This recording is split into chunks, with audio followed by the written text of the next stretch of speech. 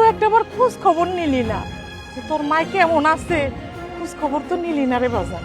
তাই আমি নিজে খুঁজতে খুঁজতে খুঁজতে খুঁজতে ঢাকা শহরে আইলাম।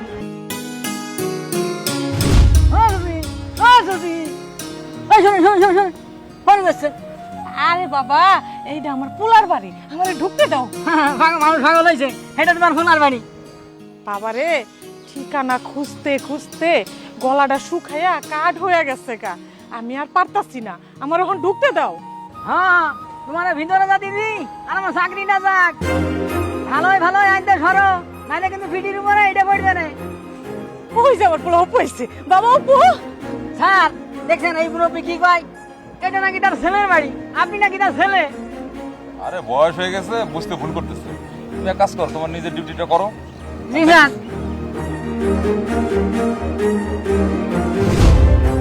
বাজান তুই এইখানে থাকোস, তোরে আমি কত খোঁজা খুঁজছি, খুঁজতে খুঁজতে পরে বাড়ির ঠিকানা পাইয়া তোর বাড়িতে আইছি। তুই সেই যে ঢাকা শহরে আইলি, আর তো বাড়িতে গেলি না। তুই কইলি তোর পরীক্ষার লেগে টাকা লাগবো, আমি তোরে জমি জমা সব বেইছা তোর আমি টাকা পয়সা দিলাম। টাকা পয়সা লইয়া তুই আইলি, পরীক্ষাও দিলি, পরে তুই কইলি আরো টাকা লাগবো, তুই নাকি চাকরি করবি। এখন আমি টাকা দিব কই থেকে? পরে শেষ সম্বল ছিল ভিটামাটি, এই ভিটামাটিটুক বন্ধক দিয়া তোর আমি টাকা দিলাম।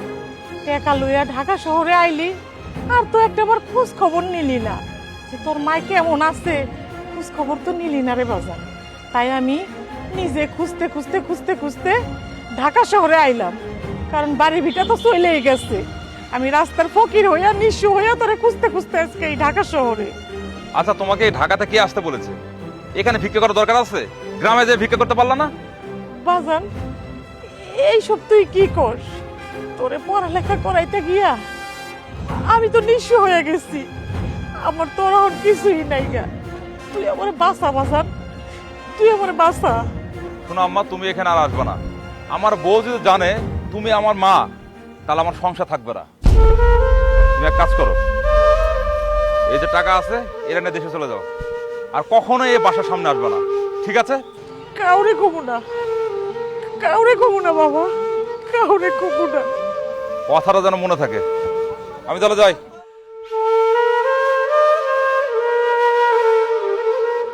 জি মুরব্বী, কইছিলাম না হ্যাঁ আপনার কোনো ছেলেটাতে থাকে না, এমন বিশ্বাস হয়েছে তো?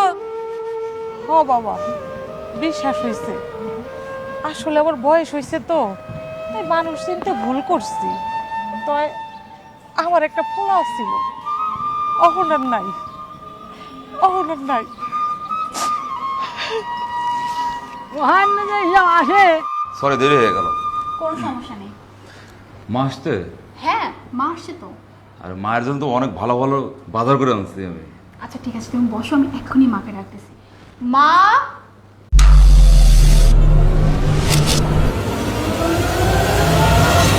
মা তুমি? হ আমি। মানে কি মোনা? আমি তো কিছুই বুঝতে পারছি না। কেন তুমি তোমার নিজের মাকে চিনতে পারতেছো না? শোনো, তোমাকে তো আগেই বলেছি আমার মা মারা গেছে। তোমাকে কে বললো ও আমার মা? দেখো, এখন আমাকে ভূগোল বুঝিয়ে আর কোনো লাভ নেই। আমি খুব ভালো করেই জানি উনি তোমার মা। আমি কি করে জেনেছি? তোমার কাছ থেকে। তুমি নিজের মুখেই বলেছো উনি তোমার মা। আজকে সকালে যখন ওনার সাথে তুমি কথা বলছিলে, আমি ব্যালকনিতে দাঁড়িয়ে তোমাদের সব কথা শুনে নিয়েছিলাম। আর এরপরে তুমি যখন ওনার সাথে কথা বলে ওখান থেকে চলে গিয়েছো, আমি দারোয়ানকে পাঠিয়ে ওনাকে এখানে নিয়ে আসছি। আমি ওনার মুখ থেকে না সব কিছু শুনে নিয়েছি যে তুমি ওনার সাথে কি কি করেছো আর কেনই বা করেছো। শুধুমাত্র আমার বাবার সম্পত্তি হরণের জন্য, তাই না?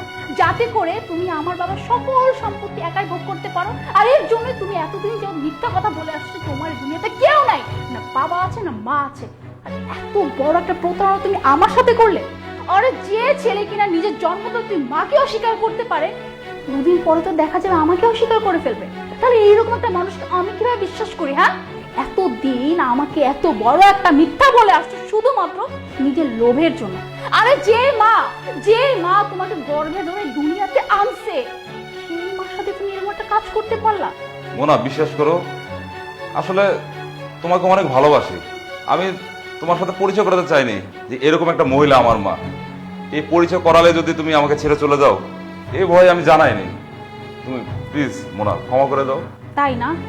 মানে এতদিনে তুমি আমাকে এই চিনলে।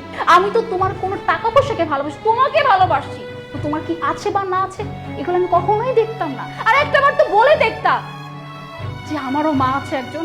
আর আমি কিন্তু এটাই জানতাম না যে আমার শাশুড়ি মা আছে। আমি তো জানতাম এই দুনিয়াতে আমার শাশুড়ি মা নাই। আর তোমার মতো একটা কুলাঙ্গার ছেলে যে কিনা নিজের একটু ভালো থাকার জন্য নিজের জন্মদাত্রী মাকে মেরে ফেলে, এইরকম মানুষের সাথে না, বিশ্বাস করো আমি কোনো সংসার করতে পারবো, তোমার সাথে আমি সংসার করতে পারবো না মানে না। আর তুমি এই মুহূর্তে আমার বাবার দেওয়া ওই বাড়ি থেকে বেরিয়ে যাও। না মা না, তুমি এত বড় ভুল করো না। আমি ওরে মাফ করে দিচ্ছি, তুমি ওরে মাফ করে দাও মা। তুমি এত বড় একটা সিদ্ধান্ত নিও না মা।